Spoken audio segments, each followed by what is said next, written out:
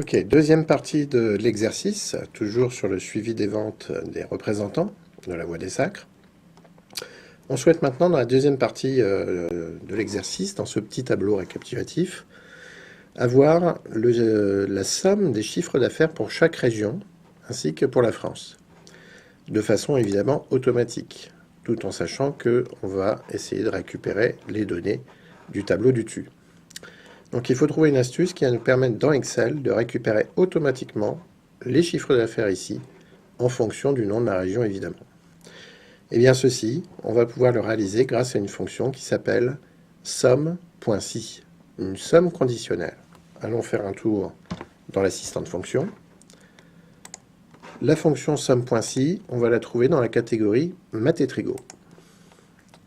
Je déroule ici et on va trouver la fonction somme.si. Trois arguments à rentrer pour cette fonction. Dans un premier temps, je dois rentrer la plage des cellules sur lesquelles on souhaite appliquer la fonction. La plage des cellules sur lesquelles on souhaite appliquer la fonction, il s'agit bien de la colonne des régions ici. Donc je sélectionne d'ici à ici, C7 à C13. Ensuite, je vais avoir besoin de remplir le deuxième argument, le critère. Le critère, on nous dit dans la notice que ça représente la condition de critère sous forme de nombre, d'expressions ou de texte qui vont définir les cellules à additionner. Le critère, évidemment, ce serait le mot est. Donc je pourrais marquer le mot est en toutes lettres. Mais l'astuce qu'on peut faire ici dans ce tableau, suivant la disposition de notre tableau, c'est de récupérer le mot est de cette cellule ici, en B21. Pourquoi tout simplement? Eh bien pour optimiser complètement ma formule, une fois qu'on aura bien figé au bon endroit toutes les cellules, je vais pouvoir recopier ma formule vers la droite pour obtenir automatiquement la somme des chiffres d'affaires pour chaque région automatiquement. Donc c'est la raison pour laquelle je mets la cellule B21. Et puis, la somme des plages. Alors la somme des plages, c'est ce qu'on souhaite effectivement additionner. Donc qu'est-ce qu'on souhaite additionner? Eh bien, on souhaite additionner les chiffres d'affaires. Allez, je prends tout, puisqu'en fonction du critère, il est capable de nous retourner uniquement le chiffre d'affaires de la région Est. Et vous avez déjà le résultat qui s'affiche.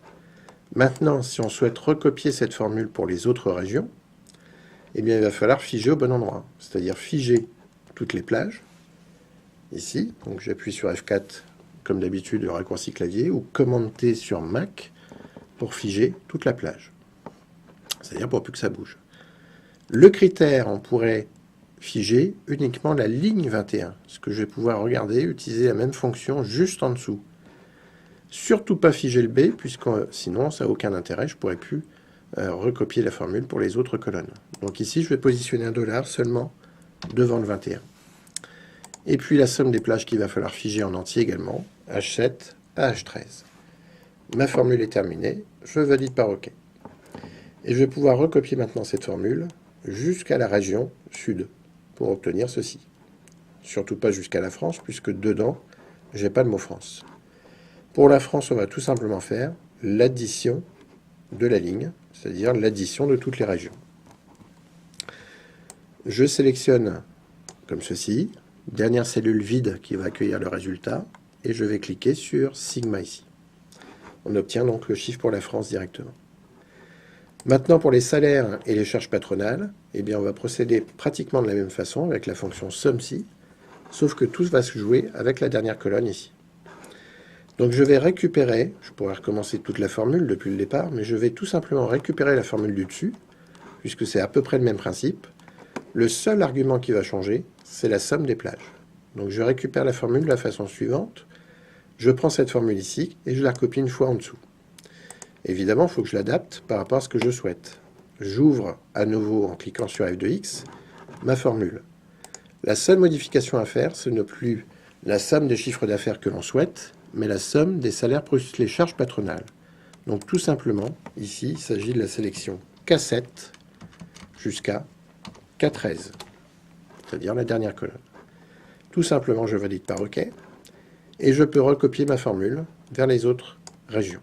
On obtient rapidement donc les informations pour chaque région. Comme tout à l'heure, pour la France, je vais faire la somme de la ligne. Vous voyez qu'en quelques secondes, on obtient rapidement les données. Les frais généraux maintenant. Alors les frais généraux, ce n'était pas marqué dans l'étude de cas, mais je vous les donne. Les frais généraux sont tout simplement égales à 14% des ventes. 14% des ventes. Les achats, on estime que c'est un forfait de 16% des ventes.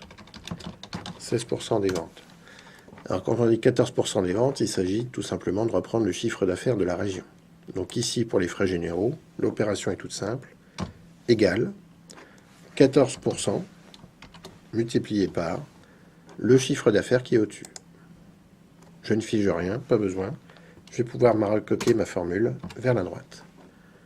Je recopie, et là je peux carrément recopier jusqu'au bout, puisque faire l'addition de la ligne ou 14% du chiffre d'affaires du dessus, ça revient au même. Pour les achats maintenant, eh bien c'est 16% des ventes, même principe, sauf qu'on va prendre 16%. 16% multiplié par le chiffre d'affaires. Même principe qu'au-dessus, je vais pouvoir recopier jusqu'à la France. En ce qui concerne le résultat maintenant, le résultat de l'entreprise, c'est tout simplement le chiffre d'affaires moins toutes les charges. Donc on va faire l'opération suivante, égale chiffre d'affaires moins les salaires, moins les frais généraux, moins les achats. J'aurais pu faire une autre solution, B23 moins la somme de B24 à B26, ce qui revient au même. Je valide cette formule et on peut la recopier, encore une fois, jusqu'à la France. Pour le ratio, tout simplement la réponse est dans la question. Il s'agit de faire un pourcentage du résultat sur les ventes. Donc je vais faire l'opération suivante, égale résultat divisé par le chiffre d'affaires. Et le tout est déjà en pourcentage. Je recopie cette formule jusqu'à la France également. On obtient donc ceci pour le deuxième tableau. Maintenant, l'étape suivante, ce serait de pouvoir optimiser ce tableau. Ce qui serait pas mal, ce serait de se dire finalement, est-ce que je ne peux pas encore améliorer un peu plus la conception de mon tableau? Et dans le cas, par exemple, où nous sommes le mois prochain, est-ce que si les paramètres de mon tableau changent, je ne serai pas obligé de refaire tout mon tableau? Eh bien justement, pour éviter de refaire le tableau chaque mois, si par exemple le taux de la prime d'ancienneté le mois prochain passe à 5%, eh bien j'aurai plus besoin de refaire mes formules. Donc tout simplement, je vais créer un tableau de paramètres qu'on a finalement pratiquement commencé à faire ici. Je vais créer mon tableau de paramètres pour ressortir finalement toutes les valeurs qui sont susceptibles de bouger dans le temps dans mon tableau. En paramètres, par exemple, je vais stocker le taux de la prime d'ancienneté. Alors, on ne va pas tous les faire, je vais juste vous montrer le taux de la prime d'ancienneté en exemple pour pouvoir le changer dans notre formule. Donc, je stocke le taux de la prime d'ancienneté dans une cellule. Donc, 3% ici. Alors, attention au-dessus à bien stocker uniquement que le paramètre si vous souhaitez utiliser le paramètre dans la cellule, c'est-à-dire 14%, ils n'ont pas mettre du texte avec. D'accord? Même chose pour 16% ici. Donc, il ne pas mettre de texte avec, pour pouvoir réutiliser la cellule ensuite pour les calculs. Revenons sur la prime d'ancienneté. Imaginons donc que le taux de la prime d'ancienneté change tous les mois. La règle de calcul d'entreprise change très souvent. Et bien dans ce cas-là, je vais tout simplement reprendre ma formule principale de la prime d'ancienneté et on va changer ici la valeur 3%. On ne va pas utiliser 3% directement. Je l'efface. À la place, je vais utiliser la cellule qui contient 3%. Je clique dessus. Il s'agit de la cellule I24 dans mon exemple. Évidemment, je vais avoir besoin de recopier cette formule vers le bas pour tous les autres commerciaux. Donc, j'oublie surtout pas de figer cette cellule. Je mets des dollars partout pour avoir une cellule absolue. Je valide cette formule et je peux la recopier pour toutes les autres personnes. On peut faire une simulation maintenant. Si par exemple le taux de la prime d'ancienneté passe à 5% le mois prochain, eh bien les formules ici, j'aurais plus besoin d'y toucher. Je vais simplement actualiser mon tableau de paramètres. Ici, j'essaye 5%. Et vous voyez qu'instantanément, toutes mes données se recalculent. Ce qui va permettre de construire finalement une simulation à l'aide juste du tableau de paramètres. Donc je remets 3% ici. On va faire un autre paramètre pour vous compreniez bien le processus. Par exemple, sur la commission, eh bien là, je pourrais isoler 3 paramètres différents. Finalement, comment repérer les paramètres? C'est toutes les valeurs qui sont stockées ici dans les cellules, dans la formule, pardon. Donc on a 50 000 qu'on peut isoler, 1,5% et 4%. Donc je vais stocker déjà le seuil de la commission. Seuil commission 50 000 qu'on va pouvoir également remplacer ensuite dans la cellule. Ensuite, je vais pouvoir stocker le taux numéro 1 pour la commission. Donc c'était 1,5%. Et le taux numéro 2 pour la commission, toujours, c'était, il me semble que c'est 4%. Voilà, 4%. Maintenant que mes paramètres sont stockés, comme tout à l'heure avec la prime d'ancienneté, je vais pouvoir changer mes formules ici. Donc, au lieu d'utiliser 50 000 directement, je vais effacer 50 000 ici, et je vais chercher la cellule qui contient 50 000. J'oublie surtout pas de figer cette cellule. Même chose ici, à chaque fois que vous voyez 50 000 apparaître, vous pouvez remplacer ceci par la cellule qui contient 50 000. N'oubliez pas de la figer à chaque fois. Donc 50 000 à nouveau ici, je l'efface et je stocke l'adresse de la cellule qui contient 50 000. Maintenant, de la même façon, on va remplacer nos pourcentages ici. 1,5%, je clique sur la cellule d'en dessous, que je fige. 1,5% ici, je clique sur la cellule, je fige. Et je vais remplacer enfin donc les 4% qui restent ici. 4% que je remplace par l'adresse de la cellule qui contient 4%, qu'on fige également. Voici donc ma formule qui est complètement optimisée, alors qui devient malheureusement assez incompréhensible du coup, puisque là on n'a plus que des adresses de cellules. Alors on va voir une astuce juste après pour éviter de faire des erreurs justement dans ce cas-là.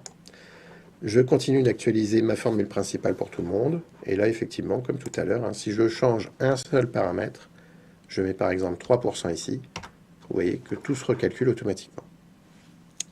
Voilà le principe de ce qu'on appelle isoler les paramètres dans Excel. L'avantage, c'est qu'ici, on peut manipuler le tableau en interaction avec le premier. Alors revenons sur cette notion ici, où on va avoir des formules très complexes maintenant, surtout si on fait des erreurs de sélection de cellules, ça va être très difficile de voir à quel endroit on a fait une erreur. Alors dans Excel, il y a un outil tout simple qui s'appelle l'audit, qui va permettre de montrer éventuellement les cellules qui n'ont pas été sélectionnées au bon endroit. Alors, ça ne va pas corriger les erreurs à votre place, mais en tout cas, ça va vous montrer les erreurs éventuelles. Pour activer l'audit, il faut absolument que j'ai à l'intérieur de la cellule une formule. Donc là, j'ai bien une formule. Je vais activer l'outil audit dans le ruban formule ici. Et dans un premier temps, je vais afficher ce qu'on appelle ici les antécédents. J'appuie sur antécédents, voici ce que ça fait. Ça m'affiche des petites flèches qui vont me montrer en fait toutes les cellules qui vont être utilisées pour construire le résultat de la formule.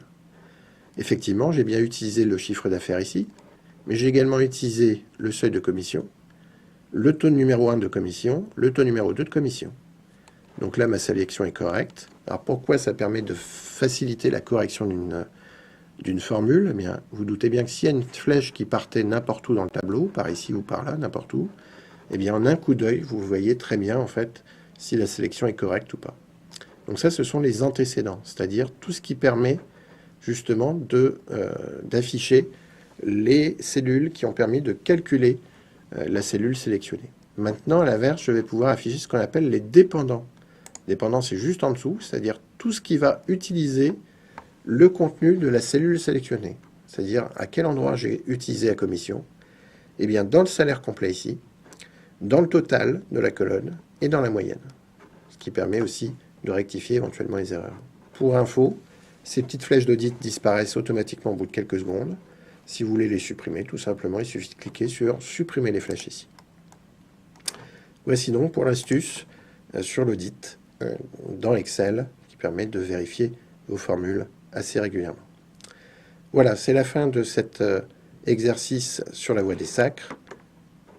Bon courage pour la suite et à bientôt.